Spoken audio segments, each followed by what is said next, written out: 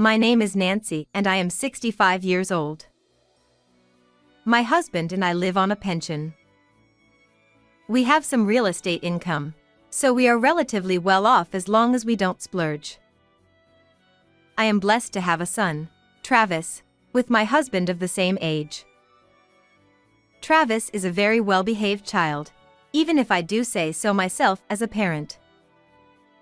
He excelled in academics and sports from an early age and had many friends because he didn't have the personality to turn his nose up at them. He was our pride and joy, although his overly kind nature sometimes bothered me a little. That didn't change when he grew up, and after graduating from college he was able to get a job at a well-known company. His work seemed to be hard and he came home to my parents less often, but he still contacted us regularly. He had a busy but enjoyable work environment. A few years passed, when he reported to me that he had been promoted to a great position in the company, and I was relieved that things seemed to be going well.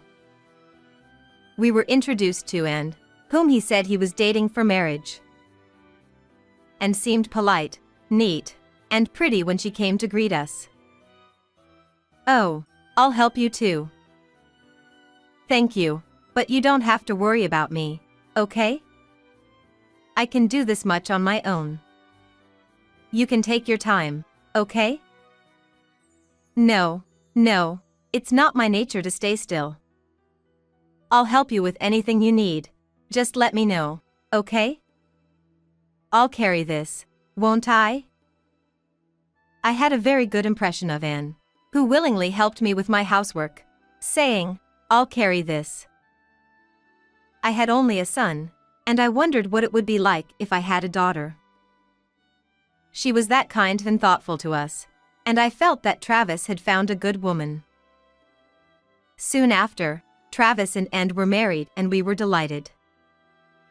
They were blessed with children as well, having their first son, Ron, the year they married, and their first daughter, Nicole, the following year. I had often heard that grandchildren are adorable, and it was so true.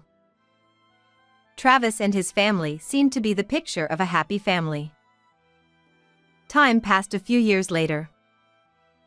When Nicole started preschool, I noticed something unusual.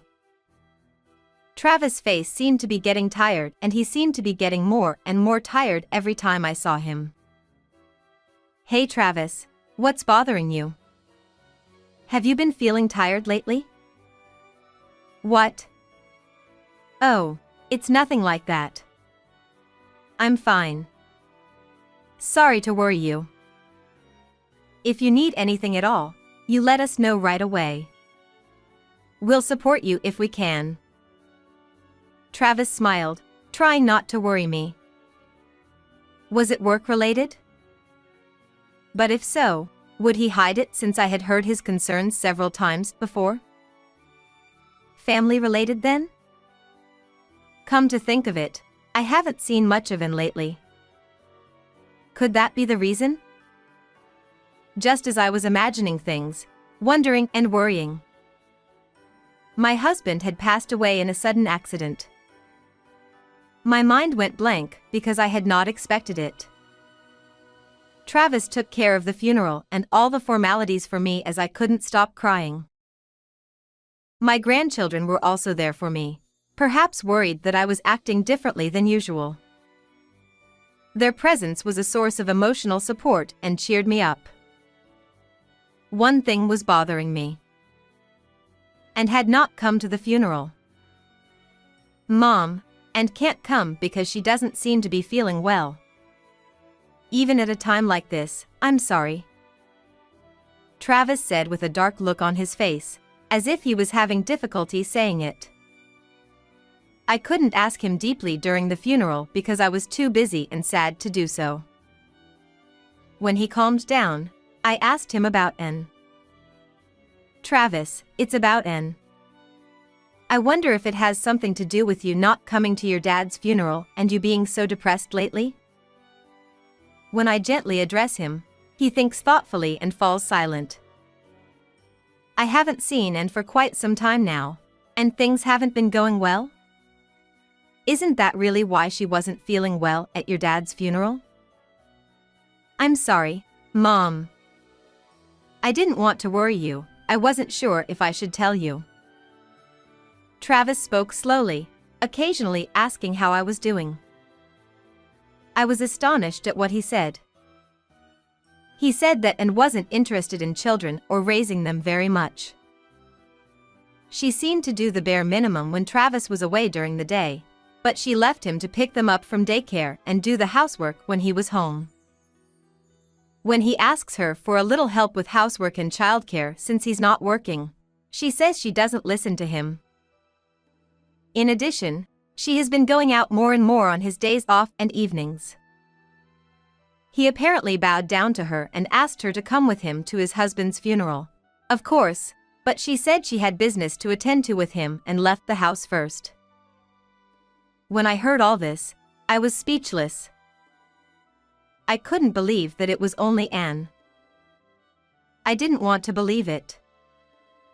But I also knew that Travis was not the kind of boy who would lie about something like this. Well, thank you for telling me. What do you want to do now? Mom's worried about the kids too.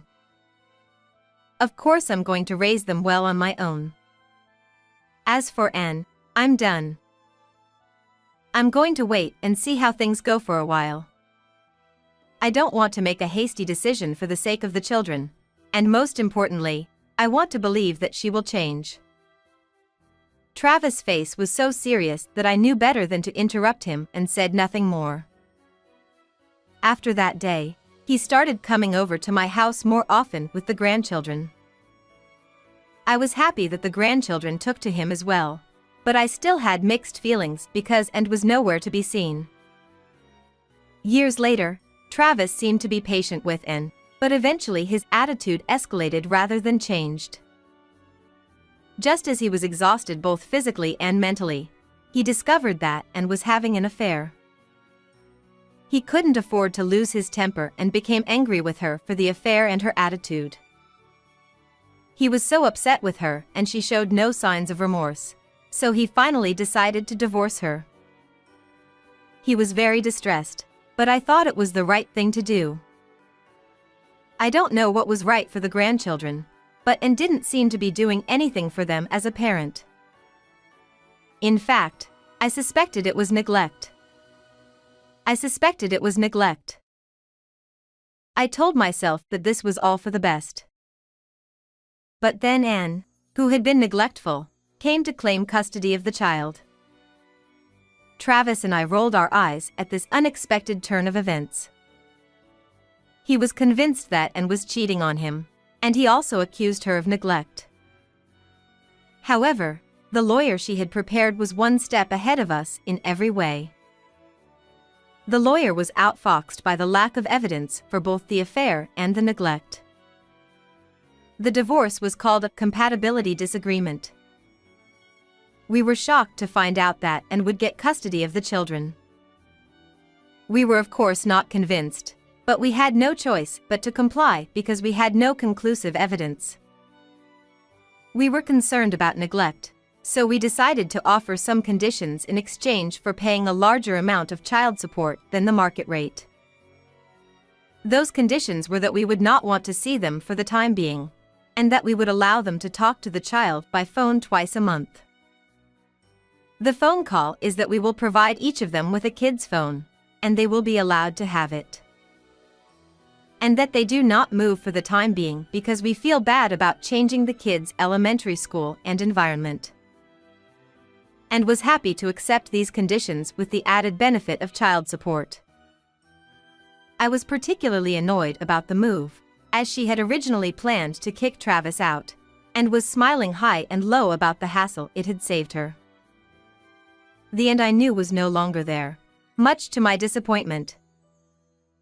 Travis was soon evicted from the house and decided to rent an apartment nearby. I asked him if he wanted to go back to his parents' house since mine was also in the neighborhood, but he said he wanted to be as close as possible. From that day on, I spent my days pondering whether I could somehow regain custody. One typhoon night, a year after they divorced, with nothing I could do. It was not a day when phone calls were allowed, but I received a call from Nicole, now in the 3rd grade. I rushed to answer the phone and she seemed to be crying. "Grandma. Oh no. Mommy kicked me out. It's dark and scary. I'm hungry too." It was so sudden that I was almost distraught. If I didn't keep my cool, I would make Nicole even more anxious. Thinking this, I took a deep breath to calm myself down and spoke as usual. "Nicole, calm down, okay? Don't worry, I'll be right there. Don't move from near the house, okay? Is your brother with you?" "No, he's not. My brother was kicked out in the evening by a man with a skull sticker who is a friend of Mom's. He hasn't come back since then. He hasn't been back from there, so it's just me." The moment I heard that Ron had not returned, my eyes went blank. I had not received a phone call from Ron, so it might be at Travis' place. I told Nicole that I would hurry up and pick him up, hung up the phone, and immediately called Travis. I was then relieved to hear that Ron had arrived at the house just a few minutes ago. After that, I was able to meet up with Nicole without incident, and Travis and the others decided to meet up at our house. They said they were hungry, so I decided to prepare dinner before asking them what had happened. When I saw my grandchildren happily eating their food, I was once again moved to tears, glad that nothing had happened to them. At the same time, and the man with the skull sticker Nicole mentioned who did this to my grandchildren. Probably a tattoo sticker, but it's probably the man with whom she was having an affair. I feel impossibly angry at these two people. From the look on Travis' face, he seemed to feel the same way. Once the grandchildren had calmed down, I asked him what had happened. Then, I discovered a startling fact that I had never known before. First, it seems that the regular twice-monthly phone calls were always being watched. They told me that they had been threatened by and that if they said anything extra, she would never let them call or see them again, so they could not tell the truth. Besides, they were not served food at home on school lunch days, 1 meal a day on weekends, and it seemed they were not well fed. I couldn't believe my ears for this alone, but I also heard that the Skull Seal guy came to live with them right after the divorce. The Skull Seal guy seems to stay home all the time and his orders are absolute. The last time he did this, and told them to get money from her parents to buy a feast because it was her 3rd anniversary with the man. I had no idea they were being treated this way. All I could do was gently hug my grandchildren and tell them it was going to be okay. This time, Anne's neglect was definite. She probably wanted custody for child support. However, I don't know if the testimony of the grandchildren is enough to prove the case. I was thinking that I needed something else to prove my case. Look, the person with the skull seal is like this. I don't like him because he is so scary when he gets angry. I don't like my mom either because she has a habit of being nice to this person, but he's so strict with us. Nicole showed me the screen of her phone. It was taken in the apartment and was filled with pictures of Anne and her cheating boyfriend. Ron had also taken pictures with his phone, and he and Travis decided to check their phones together. There were a number of photos on display that showed the dates they were taken. Some of them, to my surprise, were from the period when she was married to Travis. This would be solid evidence that she was having an affair. As I looked to see if there was any more potential evidence, I found multiple videos. In one of them, I found a conversation between Anne and Nicole, which I guess they forgot to turn off the audio. "Hey, Mom. I'm hungry. Can I have some food? Huh? You ate school lunch today! Then you're fine. Go drink some water like you always do. Go away. I'm going out. I felt strong resentment at what I could not bear to hear. But this too would be undeniable evidence of neglect. I was glad to have the evidence. But I was afraid I was going to get out of control with my feelings of sadness and anger. After putting the grandchildren to bed early, Travis made an angry phone call. Of course, it was Ann on the other end, and her panicked voice leaked out of the phone and I could hear it. Hey. What's this all about? You're kicking the kids out, and that on a typhoon day. What the hell were you thinking? Hey, how do you know about that? Oh, they had their phone with theme. I just hope they're okay. Screw you. It's like you haven't even fed them enough. What about the child support? What are you spending it on? What do you think you're doing with my kids? I can't trust you anymore. What? What are you talking about without any proof? Well, I'll leave the kids with you for a little while because they're annoying. And you can pay me the child support. And reopened the phone, asserted her selfishness in a high-handed manner, and unilaterally hung up the phone. Travis seemed to have decided to fight for custody again. However, he could not just return the children to her. The next day, I contacted Ann's parents and asked them to intervene. Travis and I explained the situation to them, but they were skeptical. Well, it would have to happen. And was also in the process of divorcing. I'm raising my children well, and I don't have time to cheat on him. It was Travis who was doing that, wasn't it? How could he blame me for what he was doing? And then she cried deliberately. So I took over the phone with Ann's parents, who wanted to hear from their grandchildren. They seemed to believe me after hearing directly from them about what had happened. The parents told Ann that the grandchildren could stay with whomever they wanted until the outcome of the custody battle. Later, Ann's neglect and cheating were also admitted, and Travis was able to officially take custody. She was a bit of a goner at first, but this time we had solid evidence, and when we presented it, she looked blue and admitted everything. I was able to claim child support from her and alimony from her and the cheating partner. After that, I heard that she and the cheating partner had a constant fight because of it, and they broke up. She tried to go back to her parents' house, but her parents were furious about the incident. They said, "A person who can't take care of a child is not our child." And they were so disgusted with her that they cut ties with her. She had been receiving support for her living expenses, but that has of course been cut off as well. She has to pay child support and alimony as well. So I heard a rumor that she has no choice but to work part-time jobs.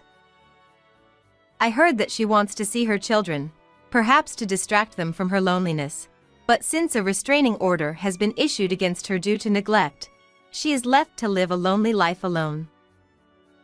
When she does get to see them, she will not be able to fulfill that wish because her children do not want to see her.